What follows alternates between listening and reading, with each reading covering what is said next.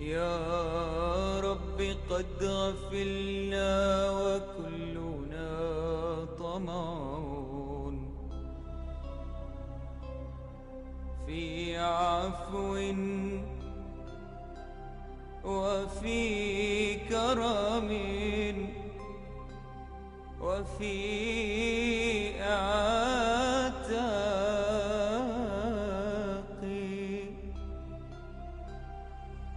وجنة مع سيد البشر ندعو.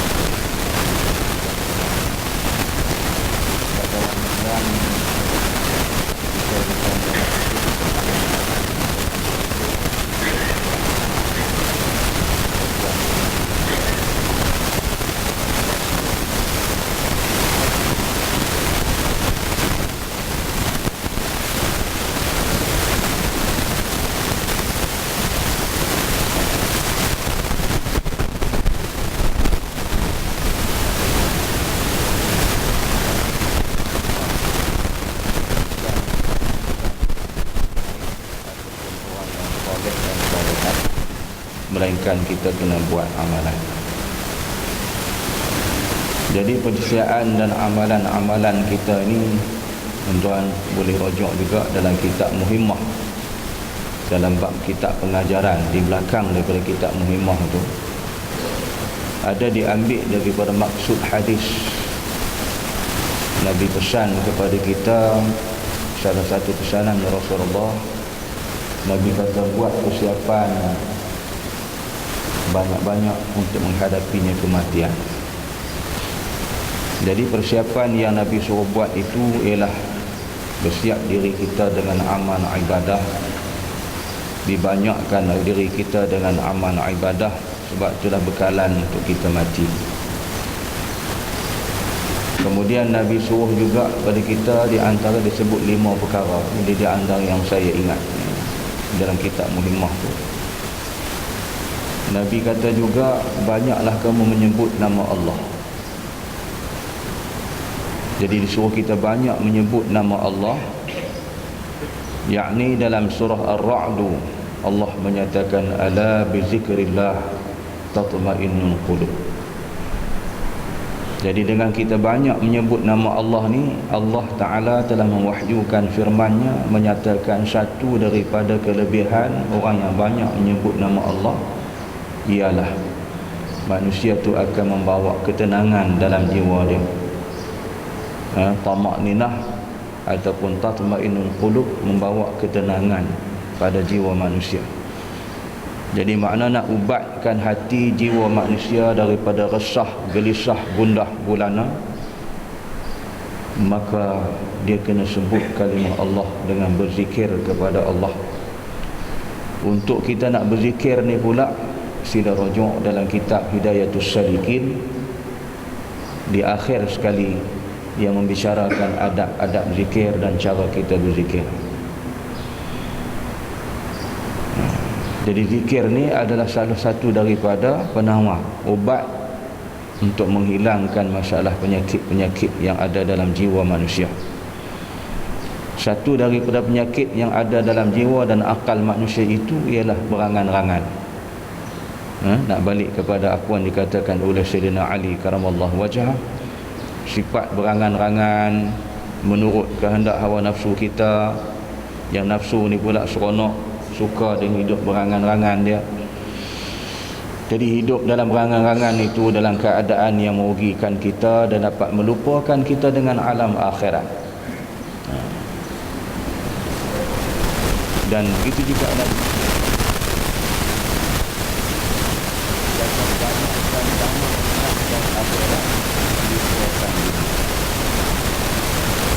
banyak kasihan akhirat.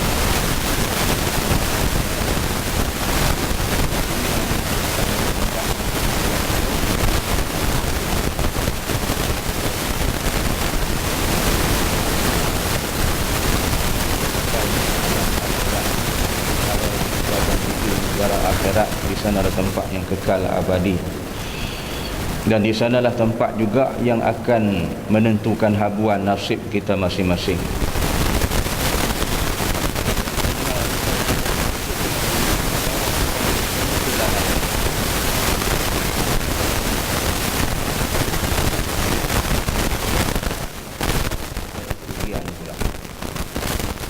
Jadi sudah panjang angan-angan ni pun, kata Sayyidina Ali, boleh lupakan akhirat, dan menurutkan hawa nafsu tu pula menghalangi daripada kebenaran, dia kata. Jadi sebab tu kita ingatlah dalam pesanan-pesanan yang bermakna ini, supaya kita sentiasa dalam keadaan beringat dengan beramal ibadat. Banyaklah menyebut nama Allah. Kemudian Rasulullah sallallahu alaihi wasallam bersabda pula, ana za'imun li salasatin bi salasatin lil mukibbi 'ala dunya wal harisin 'alaiha wasyahihi biha bimaqrin la ghaniya ba'dahu wa syughlin la faragha minhu wa hammin la faraha ma'ah. Saya memastikan 3. Bagi orang yang sibuk dunia dan rakus kepada dunia dan bakhil terhadap dunia, pasti ia akan menderita kekurangan yang tidak ada cukupnya, dan sibuk yang tidak ada rehatnya, dan risau yang tidak ada senangnya. Ini Nabi pula bersabda. Memastikan, kata Nabi, 3 perkara orang yang sibuk di dunia dan tamak kepada dunia dan bakhil terhadap dunia. Ni 3 perkara ni. Jadi kita duk sibuk dengan dunia ni, maka satu daripada perkara yang akan mendatangkan kepada kita ialah kekurangan kita dengan amal. Dunia ni tuan-tuan memang macam itulah. Kalau kita duk asyik dengan dia, kerja untuk akhirat tu dia akan kurang. Jadi bila kurang kita dengan akhirat, kerja-kerja kita di akhirat, itu yang akan membawa kesan yang buruk pada diri kita. Bukan suruh buang, ya, bukan suruh buang dunia tu, sebab dunia ni satu daripada pemberian anugerah Allah. Tapi kita disuruh beringat tu, yang saya kata tu, merujuk dalam kitab Muhimmah. Nabi pesan kat kita suruh banyakkan, lebihkan kepada akhirat daripada dunia. Bukan suruh buang. Jadi kita kena lebih banyakkan dalam kerja-kerja kita untuk ke akhirat tu. Jangan kita tamak, kata Nabi pula. Tamak atas dunia ni tak cukup-cukup, tamak haloba. Pagi masuk pejabat, habis pukul 5 petang. Ni contoh lah, minta maaf kalau kena terasa kat siapa-siapa. Saya tak sebut siapa-siapa, tapi contoh. Masuk pejabat pukul 8, habis pukul 5, balik rumah, rehat sekejap, ambil kunci, bawa kereta, bawa teksi, pergi bawa teksi, habis pukul 12, pukul 1, 2 pagi, balik rehat sekejap, tidur sekejap. So bangun pejabat, kena hari cuti pula, hari Minggu pula. Tak kerja, pagi-pagi dah ambil mesin rumput, cari siapa nak mesin rumput ni, cerita kawan-kawan kita. Habis mesin rumput, balik rehat sekejap, minum makan, bawa teksi pula, balik pukul 2, 3 pagi, rehat sebab esok sambung kerja. Dia kata nak cari duit, kumpul duit sebanyak-banyaknya. Sibuk dan tamak kita dengan dunia. Sampailah peringkatnya dia kata nak ke masjid pun tak ada sempat dah, tak ada ruang. Tu dia. Nak mengaji pun tak sempat dah. Sibuk. Duk kerja ni, nak berambat ni. Dia kata kalau tak berambat dengan sungguh-sungguh, dia kata ekonomi kita dalam keadaan meruncing. Dengan keadaan kita sekarang macam ni, jadi masalah besar. Memang betul lah, hidup kita memerlukan sumber kewangan dan sebagainya, tapi takkan sampai nak mengaji, nak belajar hukum hakam pun tak ada ruang, tak ada masa. Masa yang Allah bagi itu, Allah kata wal 'as innal insana lafi khus. Allah bersumpah demi masa, sesungguhnya manusia itu berada dalam kerugian, melainkan 2 golongan. Illal ladzina amanu wa 'amilus shalihat wa tawasaw bil haqqi wa tawasaw bis sabr. Melainkan orang-orang yang melakukan amal yang soleh, berpesan-pesan dengan kebenaran yang hak. Lain daripada manusia berada dalam kerugian, kata Allah. Duk kerja perambat nak cari kewangan ni, dalam sampai peringkat ni kita nak mengaji, nak mempelajari hukum hakam, ilmu Islam pun tak sempat juga. Ada seorang hamba Allah, dia sebut, dia kata semenjak dia naik jawatan jadi pegawai ni, nak sembahyang pun tak sempat. Dia kata sibuk. Baru jadi pegawai bahagian, belum jadi satu pengarah satu jabatan. Sampai setelah tu, inilah manusia yang sibuk dengan dunia, tamak dengan dunia, dan bakhil, kedekut dengan dunia. Pasti ia akan menderita kekurangan yang tidak ada cukupnya. Ini Nabi sebut.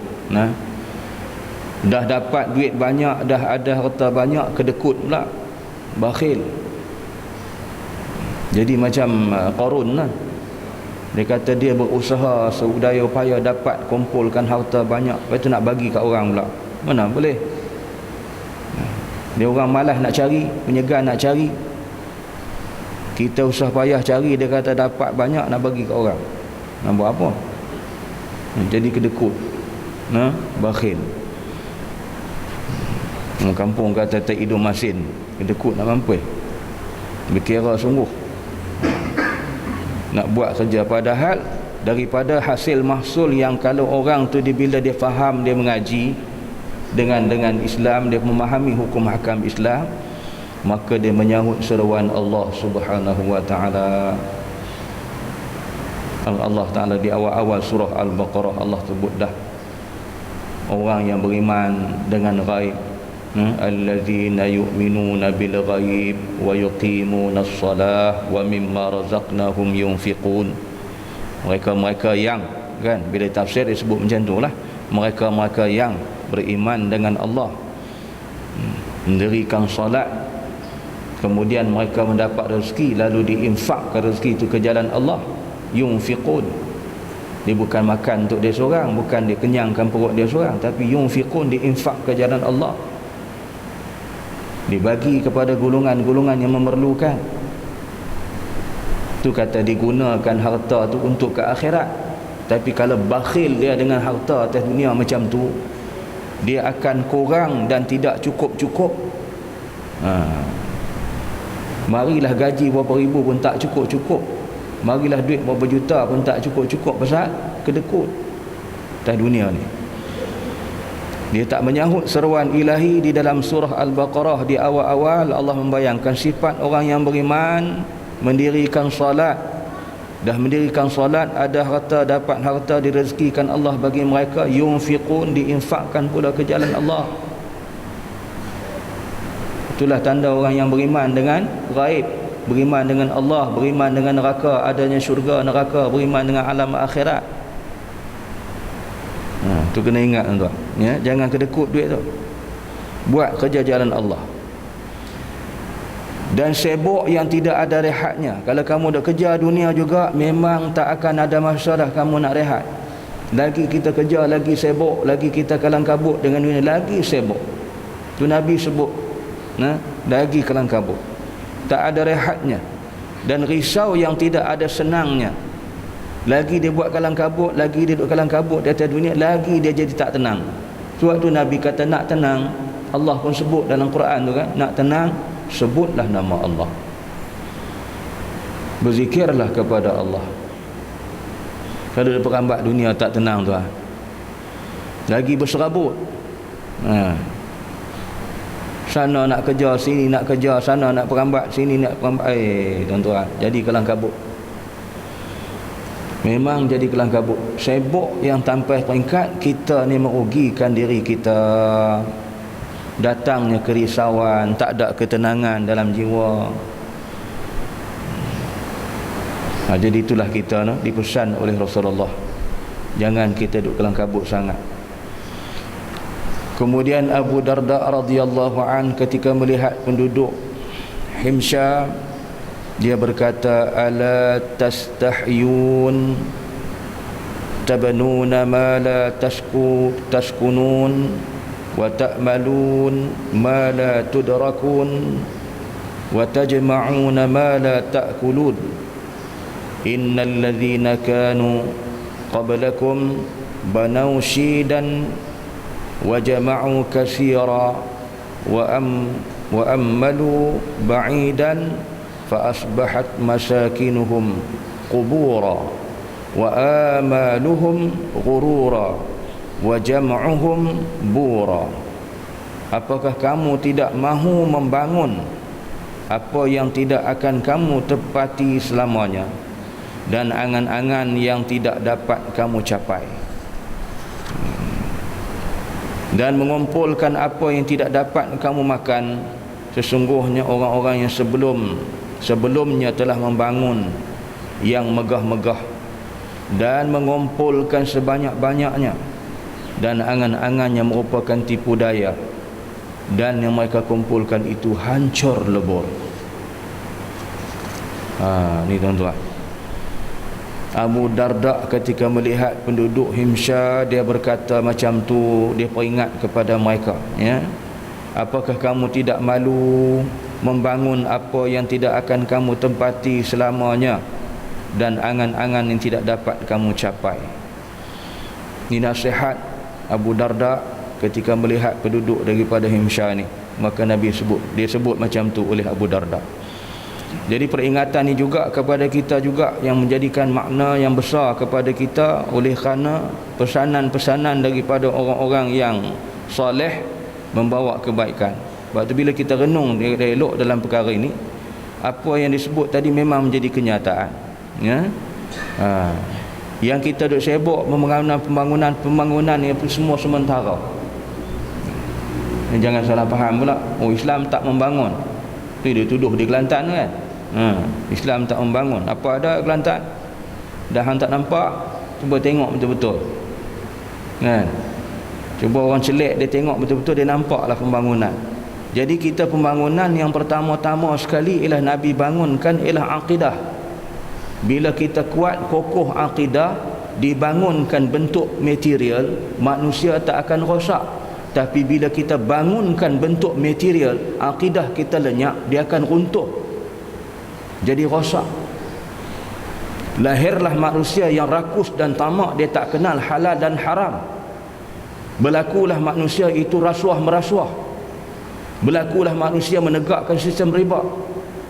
Buang ekonomi Islam, ambil sistem ekonomi kapitalis. Ini hasil manusia ni. Dia tak rasa takut dengan Tuhan lagi dah, sebab akidah dia tak ada. Dia nak membangun, dia nak membesar, dia nak hidup mewah, dia bunuh orang, tak apa. Pasal apa? Akidah dia tak ada. Ni kesan dia tuan. Sebab tu Nabi membangunkan akidah. Serentak pembangunan akidah terbangunlah dari segi bentuk kebendaan material, kebendaan ini.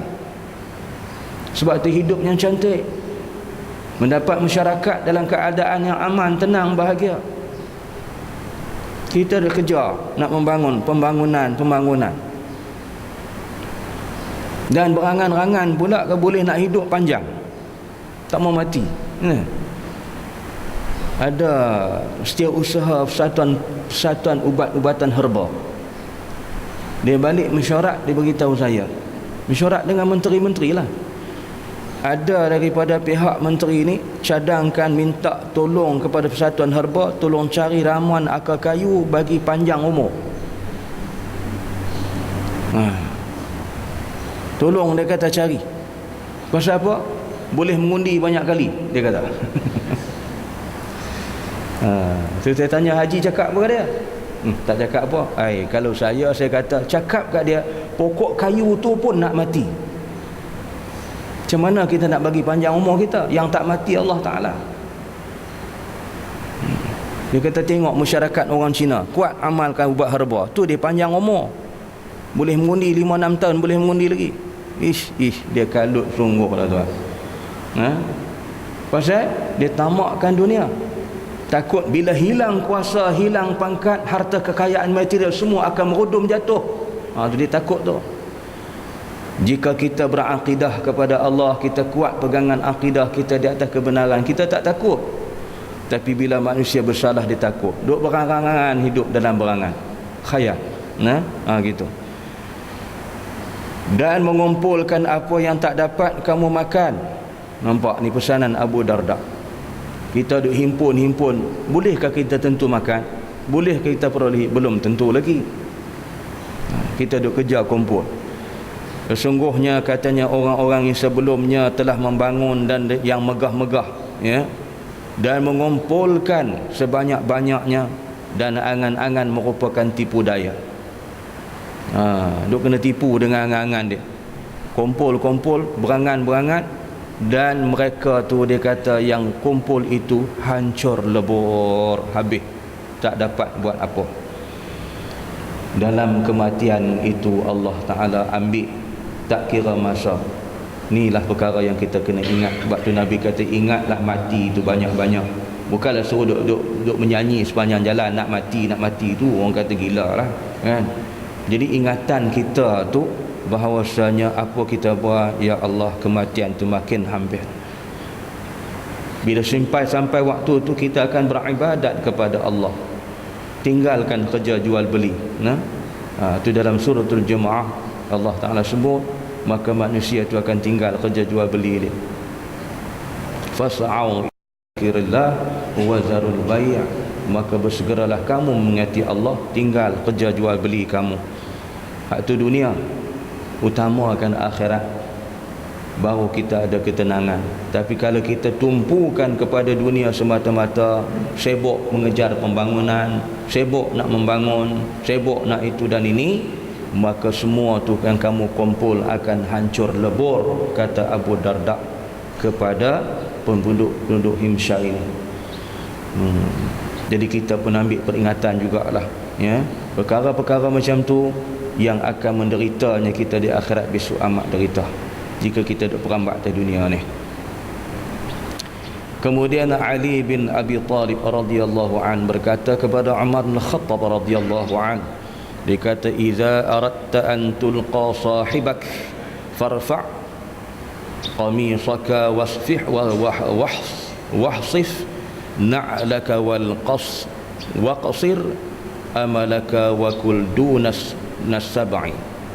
Jika engkau ingin bertemu dengan kawanmu, yakni Rasulullah sallallahu alaihi wasallam, maka tinggikan kain baju kamu dan tambahlah selipar kamu, dan kurangi angan-angan kamu, dan makanlah tidak sampai kenyang. Ni diperingatkan oleh Ali bin Abi Talib. Jika kamu nak berjumpa dengan kawan kamu, yang dimaksudkan di sini ialah Nabi sallallahu alaihi wasallam. Sebab tu sahabat Nabi seorang namanya Sauban, yang saya dah sebut saya rasa pada kuliah yang telah lalu, amat merasa satu hari dia mari jumpa Rasulullah dengan wajah yang agak muram, sedih, nampak murung, nampak macam sakit. Rasulullah tanya, "Wahai Sauban, kamu sakit ke?" Dia kata, "Dah." "Habis pasal apa?" Dia kata, "Dah beberapa hari tak jumpa Rasulullah." Ni orang yang banyak khidmat dengan Nabi, jadi khadam kepada Rasulullah, tak jumpa dengan Nabi banyak hari dah. Tu dia rasa dalam keadaan serba tak kena, sedih dia. Kemudian dia kata, yang keduanya, aku memikirkan engkau akan wafat, aku juga akan mati ya Rasulullah. Aku bimbang kalau kamu wafat dan aku mati besok, tak akan berjumpa lagi dengan kamu ya Rasulullah. Buat tu dah dia takut, muka sampai berubah, nampak teruk sangat, punya kasih sayang dekat Nabi tu. Dia kata, takut engkau Nabi, bila wafat Allah akan letakkan kamu di tempat yang mulia, tempat yang tinggi. Aku ni siapa? Sehingga kan Allah menjawab, Allah menyatakan, barang siapa yang melakukan amal yang soleh, Allah Ta'ala akan meletakkan bersama dengan para Nabi, para syuhada, para as-sadiqin di dalam syurga Allah Subhanahu Wa Ta'ala. Jadi itulah pengajarannya, yang mana sahabat amat sayang kepada Rasulullah. Jadi kalau kita tengok dalam ni pula, kata Ali bin Abi Talib, siapa yang nak berjumpa dengan kawanmu, yakni Nabi sallallahu alaihi wasallam, maka tinggikan kain baju kamu. Ni pakai baju, pakai sampai meleret, sampai boleh sapu sampah.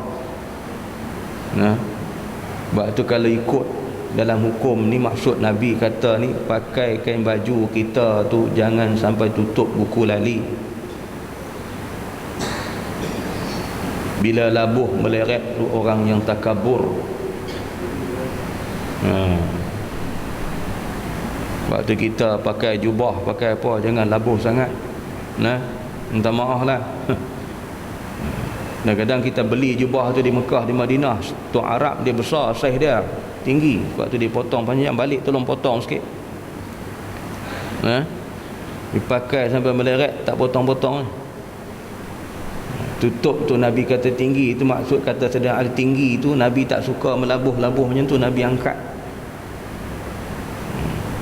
Jadi saiz dia orang tu tinggi besar kan. Bila dia pakai sedang eloklah dengan dia. Kita ni pendek-pendek rendah. Jadi kena potong sikit. Kalau potong, suruh tukang potong pun buat beli kain pun suruh dia labuh. Jangan sampai tutup buku lali. Nabi tak suka tu. Kain baju kamu dan tambahlah selipar kamu. Jadi kita ni pakai selipar, pakai dulu orang dulu dia pakai jenis kasut yang boleh sampai ke betih ada tali tu kan. Macam tu. Dan kurangilah angan-angan kamu dan makanlah tidak sampai kenyang. Angan-angan tu kena kurang-kurangkan, jangan dia banyak dia berangan sangat. Duk menung, duk berangan. Kata Imam Al-Ghazali, kita bila kita duduk disuruh bertafakur, bukan suruh berangan-angan. Tu dia terbalik tu. Imam Ghazali sebut kita disuruh duduk bertafakur. Kata pula Asy-Syahid Al-Ustaz Hasan Al-Banna, apabila kita duduk yazkuruna wa yatafakkaruna, bertemu dua kalimah ni akan menghasilkan insan yang ma'rifatullah. Nampak? Kita duduk dalam yazkuruna, berzikir kepada Allah dan memikirkan kebesaran Allah, menjadi manusia yang ma'rifatullah. Dia macam tu. Sebab tu Imam tadi suruh kita duduk bertafakur, memikirkan kebesaran Allah, bukan suruh berangan-rangan. Berangan-rangan ni bawa khayal hanyut entah ke mana, apa satu pun tak buat, lalai daripada mengingati Allah. Tu kata rugi.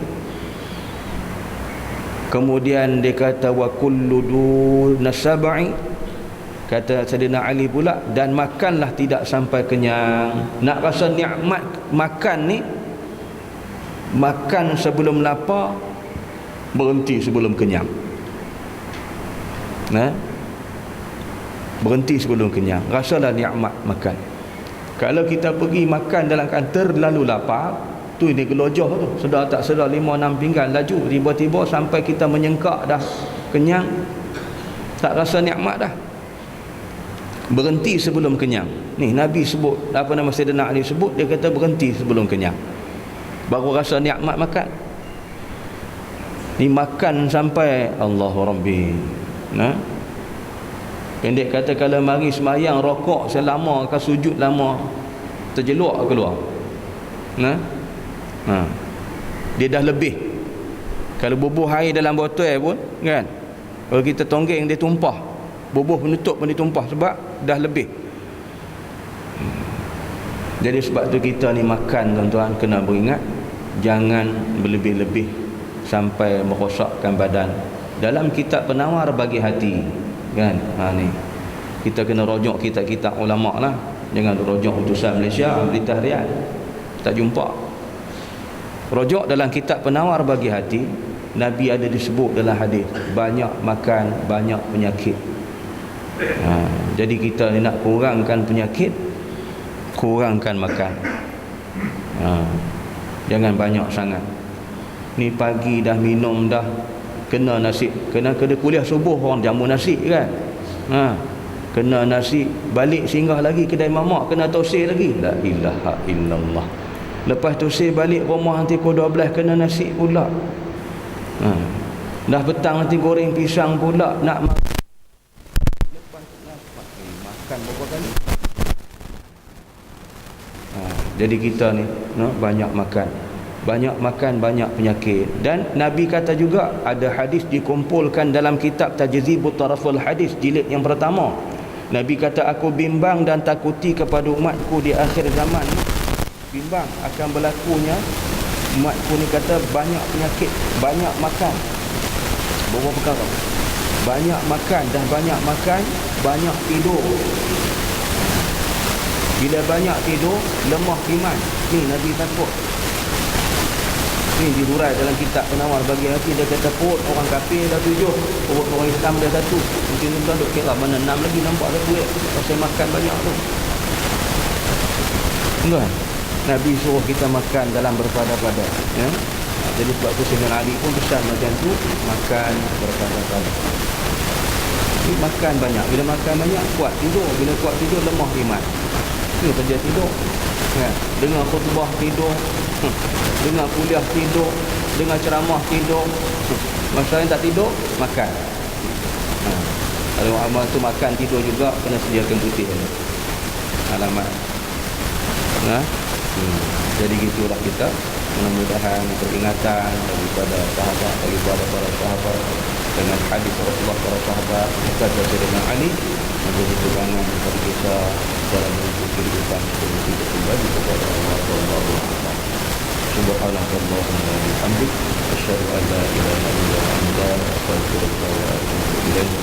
Bismillahirrahmanirrahim. Wa la'afun min syarri ma إلى الذين آمنوا وعملوا الصالحات وتواصوا بالحق وتواصوا بالصبر. السلام عليكم ورحمة الله وبركاته.